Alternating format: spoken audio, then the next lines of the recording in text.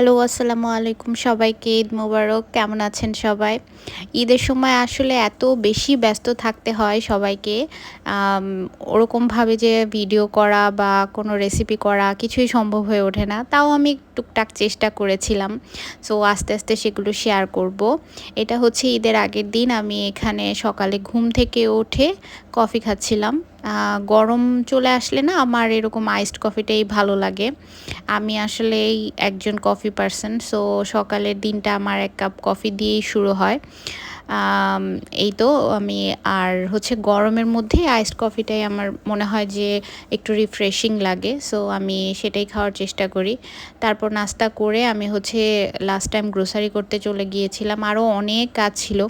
আ আমি জানি না আমার কেন জানি সময় হয় না। ঈদের আগের দিন এত কাজ থাকে। এর আগে থেকে আমি যদি গুছিয়ে, গুছিয়েও কাজ করি, তারপরেও আমার ঈদের আগের দিন অনেক কাজ রয়ে যায়। যাই হোক আমি এখানে একটু পাস্তা বানাচ্ছিলাম। আ পরের দিনের জন্য মানে ঈদের দিনের জন্য একটু হোয়াইট সস পাস্তা বানিয়ে রাখছিলাম। আর যেটা বলছিলাম যে আমার কেন জানি আ এত কাজ থাকে আর আমি কোনো সময় পাই না। তারপরে দেখা যায় যে ঈদের আগের দিন আমি ঘুমানোরও সময় পাই না। তার এত কাজ থেকে যায়।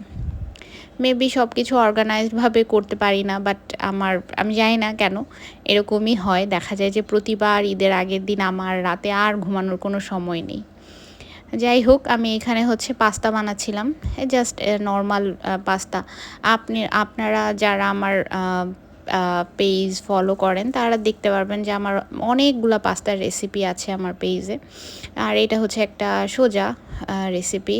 আর এখানে এই তো সবকিছু মিক্সড করে নিয়ে এখান থেকে আমি খুব সম্ভবত একটু চিজ পাউডার দিয়ে দিচ্ছিলাম উপর থেকে। একটু ক্রিমি চিজি পাস্তা বানাচ্ছিলাম। হোয়াইট সস না অ্যাকচুয়ালি এটা হচ্ছে একটা চিজি একটা পাস্তা বানিয়েছিলাম। এই তো ফর এ চেঞ্জ এই আর কি। তো এই তো আমার পাস্তা মোটামুটি রেডি। এখন হচ্ছে উপর থেকে আমি চিজগুলো দিয়ে দিচ্ছি। আ তো আপনাদের সবার ঈদ কেমন কাটলো? আমি জানি সবাই অনেক ব্যস্ত ছিলেন। কোরবানির ঈদের সময় আসলে মেয়েদের ব্যস্ততার কোনো শেষ নেই। আচ্ছা, তারপরে এখানে হচ্ছে জলপাইয়ের আচার বানাচ্ছিল আম্মু। আম মাংস দিয়ে খেতে মজা লাগবে তাই। আর এটা হচ্ছে চালের রুটি। এটা আমাদের ব্রাহ্মণবাড়িয়ার ওখানকার হচ্ছে ট্র্যাডিশন যে আমরা রুটি বানাই সকালবেলা পরের দিন ঈদের পরের দিন সকালবেলা মাংস দিয়ে খাওয়ার জন্য। তো যাই হোক আমি এখন হচ্ছে রাত হয়ে গেছে।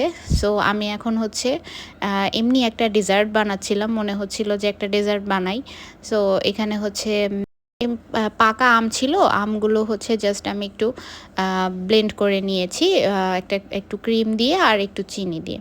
তারপরে হচ্ছে এরকম অল টাইমের কেকগুলো যে ভ্যানিলা কেকগুলো থাকে নরমাল ওগুলো দিয়ে এভাবে বিছিয়ে নিয়ে জাস্ট লেয়ার করে নেব। উপরে এই আমের পিউরি না অ্যাকচুয়ালি যাই হোক মানে ব্লেন্ড করা আমটা দিয়ে দিলাম। তার উপরে আবার হচ্ছে একটু কেক দিয়ে দিচ্ছি। আমি আসলে হিসাব করতে পারি নাই যে কয়টা কেক লাগবে। সো আমি বুঝতে পারি নাই। যাই হোক তারপরে আবার উপরে আরেকবার হচ্ছে লেয়ার দিয়ে তারপরে হচ্ছে আমি এখানে বিস্কিট দিয়ে দিয়েছি। মানে যা মনে চাই তাই একটা বানাচ্ছিলাম আর কি। কিন্তু অনেক মজা হয়েছে। মনে হচ্ছিল যে আম দিয়ে কিছু একটা বানাই। কিন্তু এটা হচ্ছে একদম লাস্ট মোমেন্টে বানাইছি। মানে ঘুমিয়ে যাবার আগে ঘুমাই তো নাই। মানে তারপরেও আর কি মানে ভাবছি যে একটা কিছু বানাই। তাই জন্য বানানো আর কি। তো এই তো আপনারা দেখছেন আর কি যেভাবে বানাচ্ছি। তো উপরে আর লাস্টে হচ্ছে একদম উপর থেকে আমি আবার কিছু ক্রিম দিয়ে দিলাম। জাস্ট সুগারটা ব্যালেন্স করার জন্য। এই ক্রিমটা কিন্তু একদম খুব মিষ্টি হয় না। সো এটা দিয়ে দিলে খুব বেশি একটা মিষ্টিও লাগে না।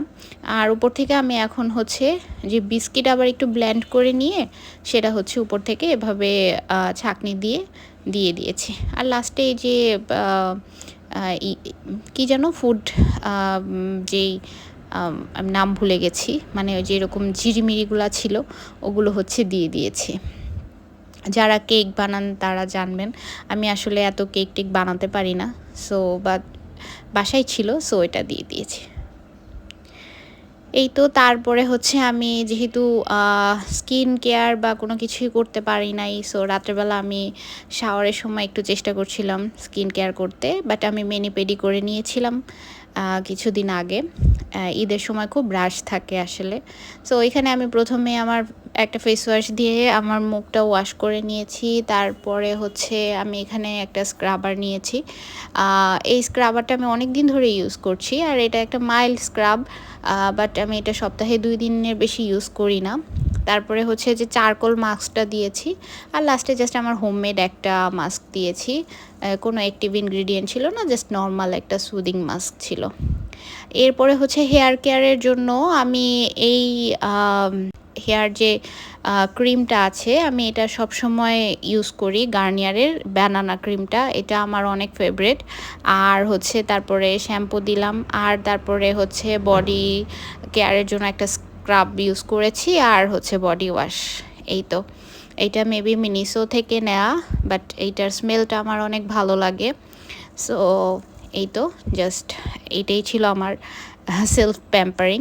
তারপরে রাত বেজে গেছে হচ্ছে 4টা প্রায়। তো আমি চিন্তা করছিলাম চকলেট খেতে খেতে যে আমি কি মেহেদি দেব। তারপরে যাই হোক দিয়েছি, আর মেহেদি দেওয়ার পরে এরকম সকাল হয়ে গেছে।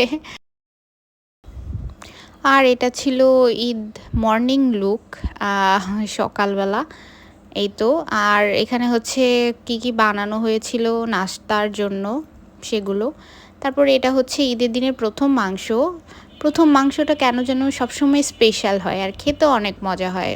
মানে সববারই এমনভাবে রান্না করলেও এত মজা লাগে না খেতে। তো যাই হোক, আর এটা হচ্ছে রাতে আমি জাস্ট একটু বের হয়েছিলাম। তো থ্যাঙ্কস ফর ওয়াচিং।